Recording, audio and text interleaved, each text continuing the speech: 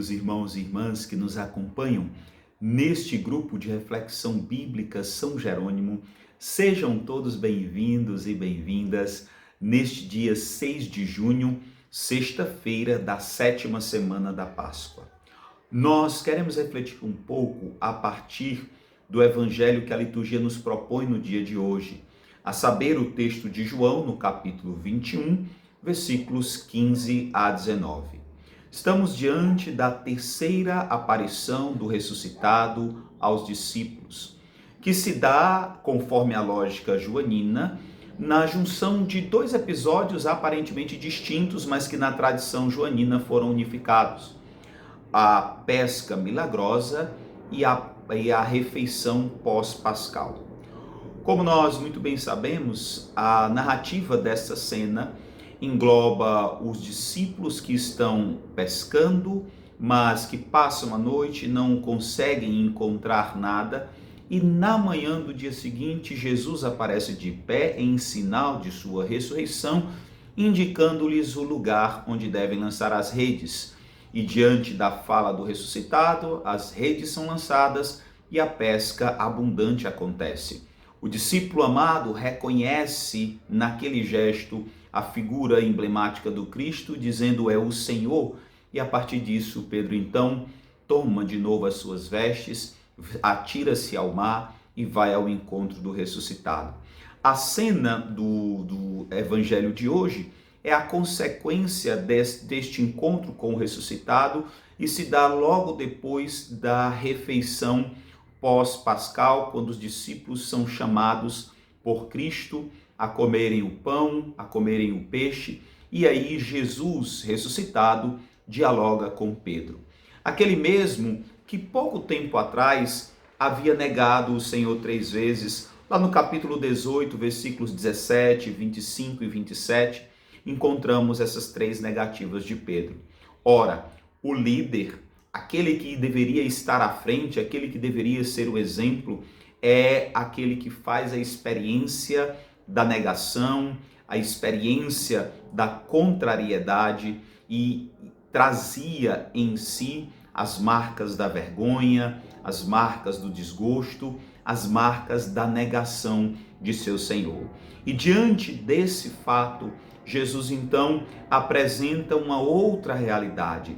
E o que nós vamos encontrar aqui é uma contraposição, de certa forma, dessas 3 negativas. Se por um lado, no capítulo 18, Pedro nega o seu Senhor 3 vezes, agora, no capítulo 21, ele afirmará o seu amor também 3 vezes. Cristo, que é capaz de negar, de apagar, de superar a traição daquele em quem confiava. O que acontece, que eu acho particularmente bonito desse texto, é perceber a forma, o jogo de linguagem que é utilizado nesse texto. Ora, o próprio Cristo Jesus vai perguntando 3 vezes, mas de uma forma, eu diria,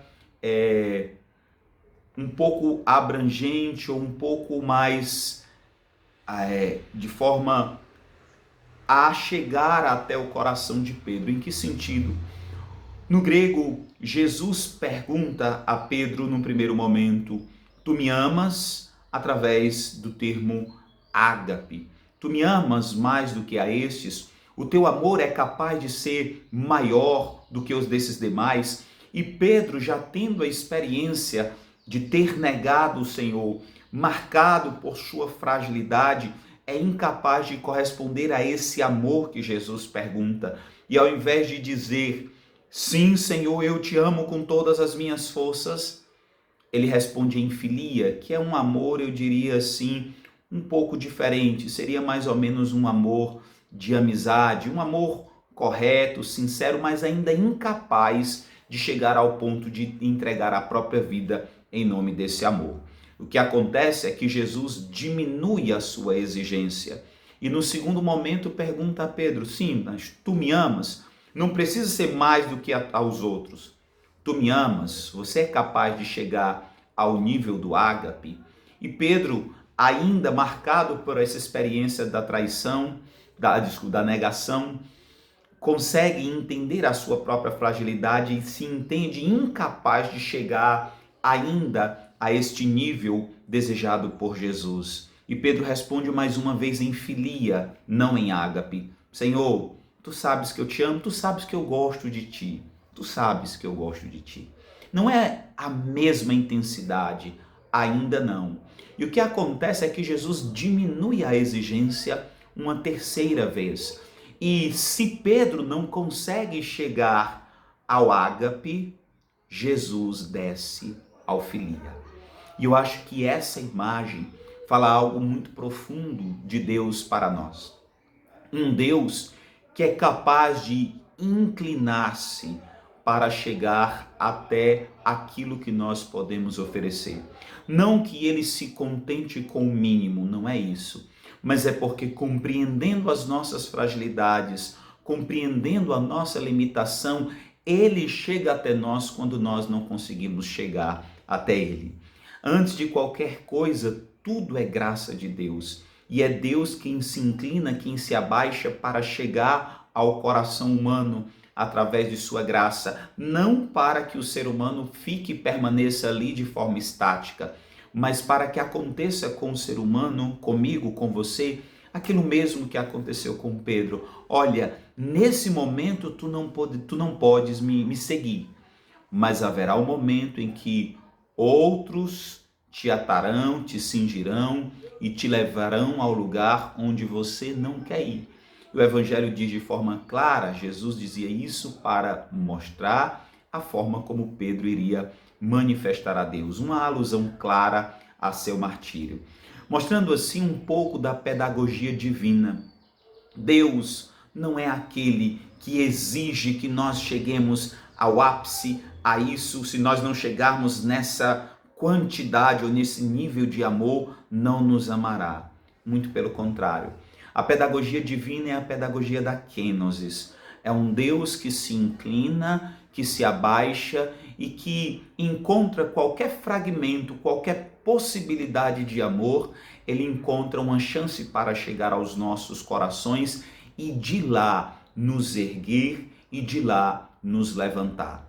Assim como fez com Pedro, que foi capaz de chegar àquele amor imperfeito, fraco, falho, que chegou inclusive a negar, mas vai ao encontro do seu coração e de lá resgata a sua pessoa e faz com que Pedro possa chegar no momento oportuno, no nível capaz de entregar a própria vida em favor da fé. Assim também somos nós. Somos convidados por Cristo a abrir o nosso coração, apesar dos nossos amores imperfeitos, por vezes das nossas negações. Cristo continua desejando chegar ao nosso coração, chegar à nossa intimidade, para que, apesar de um amor imperfeito, ele possa pedagógica e progressivamente nos conduzir a um amor filial, autêntico, capaz de entregar a própria vida em favor da fé. Enfim, irmãos e irmãs, que inspirados no exemplo de Pedro, aquele mesmo que traiu, que negou e que fez uma experiência profunda da misericórdia de Deus, nós possamos abrir os nossos corações no nosso amor fragilizado, humano, limitado, para que Deus, com a sua graça, chegue até nós e nos conduza a um amor autêntico, a um amor verdadeiro, que muda, que transforma e principalmente que nos compromete com Cristo e com os irmãos. Que Deus nos abençoe e nos faça nos perceber amados por Deus, que nos quer junto de si, hoje e sempre. Deus nos abençoe.